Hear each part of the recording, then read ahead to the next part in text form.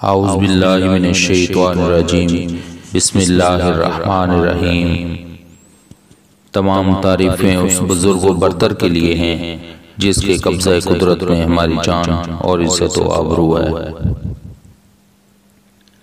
میں اللہ کی یکتائی کی گواہی دیتا ہوں کہ اس کا کوئی شریک نہیں، اور میں گواہی دیتا ہوں کہ حضرت محمد صلی اللہ علیہ وآلہ وسلم اللہ کے بندے اور آخری رسول ہیں۔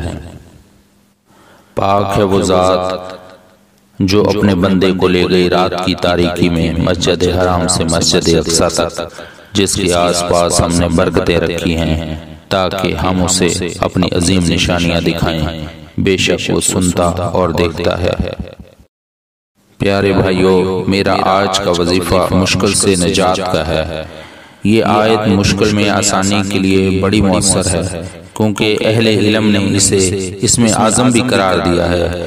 لہذا اگر کسی شخص کو سخت مشکل درپیش ہو اور وہ کوشش کے باوجود آسان ہوتی نظر نہ آئے، تو اس شخص کو چاہیے کہ رات کے وقت اپنے گھر میں تنہا جگہ پر اس آیت کو 313 مرتبہ باوضو حالت میں 40 یوم تک پڑھے، اور ہر روز پڑھائی کے بعد اللہ کے حضور بڑی عاجزی سے دعا مانگے تو انشاءاللہ العظیم مشکل حل ہو جائے گی۔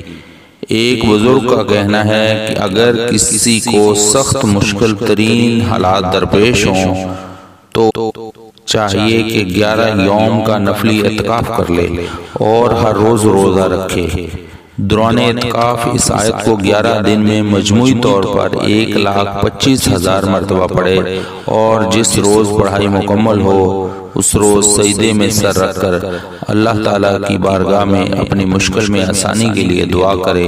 اللہ کو منظور ہوا تو اس کی مشکل آسان ہونے کا فوری سبب پیدا ہو جائے گا۔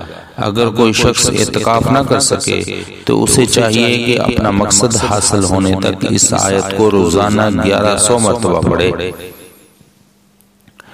اگر کوئی شخص اس آیت کو روزانہ بعد نماز فجر 100 مرتبہ پڑھنے کا معمول بنا لے تو اللہ تعالیٰ اس کے روزمرہ کے کاموں میں آسانی کے اسباب پیدا کر دے گا۔ اسلام اینڈ وظائف ٹیچر آفیشیل کے بھائیوں اور بہنوں، اب میں آپ کو وہ آیت پڑھ کر سناتا ہوں۔ یہ آیت آپ کو سکرین پر نظر آ رہی ہے۔ یہ والی آیت میں آپ کو پڑھ کر سناتا ہوں۔ بسم اللہ الرحمن الرحیم۔ وَإِلَٰهُكُمْ إِلَٰهٌ وَاحِدٌ لَا إِلَٰهَ إِلَّا هُوَ الرَّحْمَٰنُ الرَّحِيمُ۔ پارہ نمبر 2 سورۃ بقرہ، آیت نمبر 163۔ میں امید کرتا ہوں کہ آپ کو آج کی میری ویڈیو پسند آئی ہوگی۔ اگر آپ چینل پہ نئے ہیں تو چینل کو سبسکرائب کر دیں، بیل آئیکن کو بھی پریس کر دیں تاکہ ہر آنے والی ویڈیو کا نوٹیفیکیشن آپ کو بر وقت مل سکے۔ اللہ تعالیٰ آپ کو اور آپ کے اہل خانہ کو اپنے حفظ و ایمان میں رکھے، آمین یا رب العالمین۔